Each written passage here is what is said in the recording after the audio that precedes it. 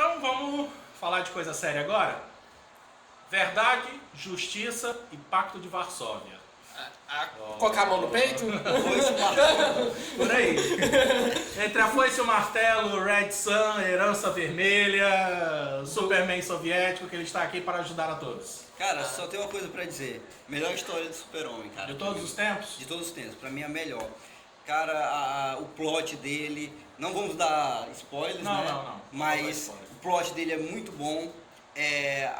A ideia inicial do filme, dos quadrinhos. Foi tão bom que tá parecendo que Não, porque a narrativa é tão boa que tá filme estaria à altura movimentando. dessa obra. Não, deveria. Concordo.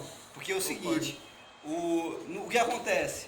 O Super-Homem, ele pega um aspecto totalmente, uma visão totalmente nova, cara, e isso muda o mundo. E como isso impacta o mundo? Explica aí para quem está vendo a gente o que é, qual é a premissa básica de Foice e Martelo. Os internet todo telespectadores. O que aconteceu? Imagine o seguinte, imagine que os Estados Unidos está em briga com a União Soviética e de repente Imagina, porque isso não aconteceu. Você nem tão imaginando. grande ícone do americanismo, o grande herói americano, ele não é mais americano, ele cai na União Soviética, ele é criado num regime que vai contra tudo aquilo que os Estados Unidos acreditam e ele se torna quase um imperialista. Então, Ele se torna Ele vai cair numa cidade agrícola, numa fazenda na perto Ucrânia. de estar ligado, na Ucrânia, ali mais perto. exatamente. E ele é criado por trabalhadores proletariados do regime comunista, onde a grande mãe deles é a mãe russa. Rússia. E é na época do Joseph Stalin. E Ainda o bem.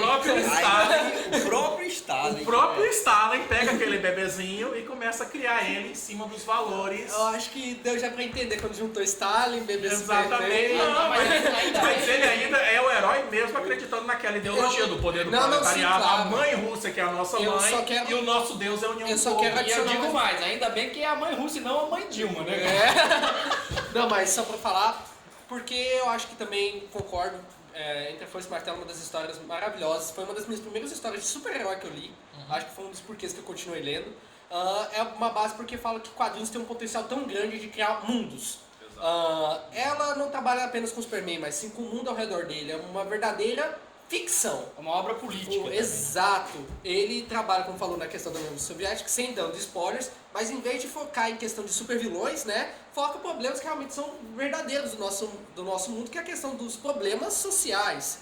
A questão de como a gente, voltando, né, o próprio comunismo fala que ele veio para destruir ou acabar com todos os problemas que tínhamos, como que fome, guerras, a questão do capitalismo opressor, e assim vai. E é interessante mostrar como o Superman, né, como a gente falou, entre aspas, um ser impecável, coloca esse ponto de vista para falar, não, eu vou agora tentar acabar com esses problemas.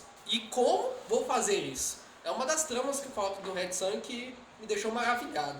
Não podemos perder o tom totalitarista, né? Da Com- coisa. Aí é que tá. Ele não é totalitarista. Isso.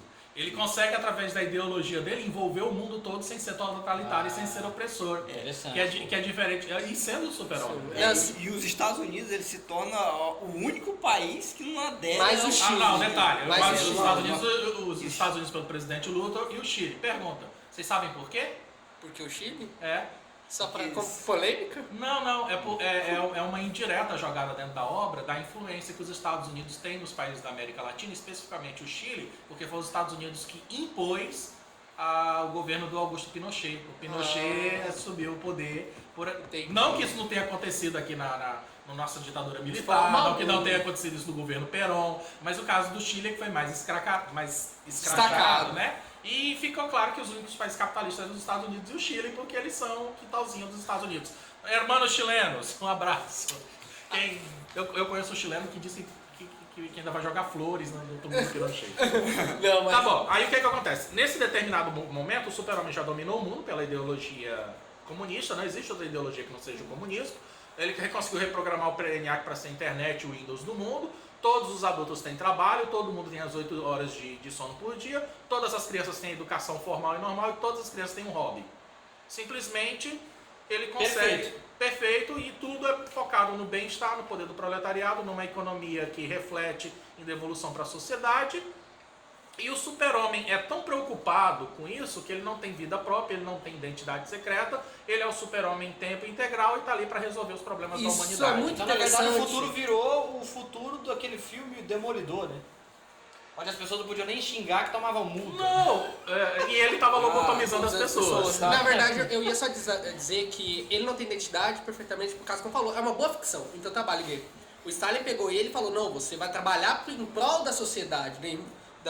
da mãe russa, como você mesmo falou, né? Tanto que a questão que ele estava em dúvida se ele se tornaria um líder realmente no futuro, né? Aí quando ele viu as pessoas realmente sofrendo devido à fome, aí ele tentou ajudar uma pessoa que ele conhecia. Ele falou, não, mas e as outras pessoas? Tem que ajudar também, né? Sim. E foi nesse momento que realmente foi o último momento, entre aspas, de egoísmo total que ele teve, e depois disso ele literalmente, praticamente virou uma ferramenta em prol disso. Eu só discordo que eu acho que tem leves pontos de totalitarismo, que até a obra discute que, ok, o mundo, entre aspas, está perfeito, mas não tem muito lado da independência, liberdade. Exato. É isso que eu gosto de citar, sempre assim, sempre que me apresentam qualquer tipo de política, qualquer tipo de teoria, vamos dizer assim, teoria de tudo, como se gosta de dizer na física, né? Ou Teoria de revolucionária. tudo, ou revolucionária, e que diz que vai explicar tudo, e que vai salvar a sociedade, que vamos ter uma civilização perfeita.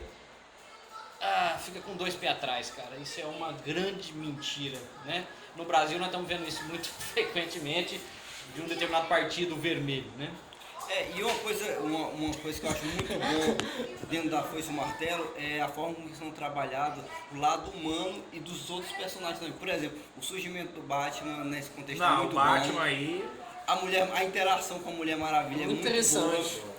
E a rivalidade dele com o Lex Luthor eu acho que nunca foi tão bem trabalhada, cara. Nossa senhora! Eu acho que é mais, na verdade, nem é do Superman com o Luthor, é a luta com o Superman, principalmente nessa obra, deixa isso bem destacado. Exatamente, bem destacado é a luta do Superman contra o Superman. Isso, exatamente. Cara, quando ele fala... Luthor é o cara.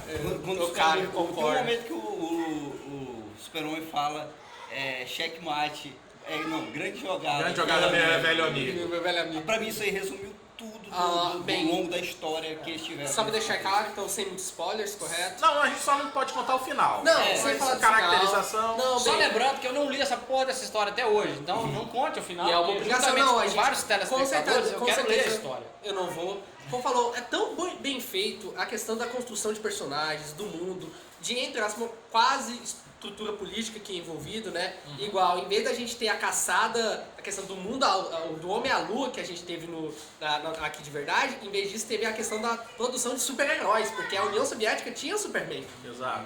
Aí teve a questão A do lado. disputa pra quem Isso tinha mais super-heróis. né? Não, exatamente. Até então o Luthor era um cara que se achava O Deus. O Deus. A cena que introduz o Luthor, ele tá ali jogando xadrez com os maiores xadristas do mundo. 4 dando uma surra pessoas neles, de um os contra 4 um. maiores xadristas, todos contra o Luthor. O Luthor tá dando uma surra neles. Tá com o Octok aprendendo uma outra língua, porque ele tava entediado durante a jogada, ele queria aprender outra língua. E quando o cara chega a falar com ele, ele entrega uma equação pro cara que vai resolver o problema do orçamento americano. É assim que o Lex Luthor aparece na primeira cena. Não, Quer dizer, Aí ele então consegue recriar. Ele é um Tony Stark elevado a Não, décima ele é o potência. super-homem nietzscheano. Já discutimos Vamos dizer isso. que é- Aí tem a cena que ele consegue recriar o Bizarro, uma versão distorcida do Bizarro, e ele sabe que é um Bizarro mais limitado pra ele conseguir controlar o super-homem. Aí vem um chance choque, né? propulsado na história. O Bizarro derrota ele no jogo de xadrez. Que é uma forma inferior do Superman. E outra questão do Bizarro, em vez de ter um S de oposto, Superman, como colocar, não tem um S, tem a força e o martelo. Então qual é o oposto do símbolo da União Soviética? E o Ezra? Exatamente. Então ele, em vez disso, ele tem o símbolo da questão dos Estados Unidos da América. Mas então acaba que, de novo, é uma revista nacionalista. Acaba sendo... Não. Aí é que tá. Aí, Ele coloca tantos pontos positivos como negativos, como eu falei, é uma verdadeira ficção. Exato. Ele trabalha muito bem, ele coloca pontos positivos da União Soviética, no pouco do Superman, né, como falou. Ele consegue salvar os problemas do mundo, mas a liberdade. Estados Unidos, entre aspas,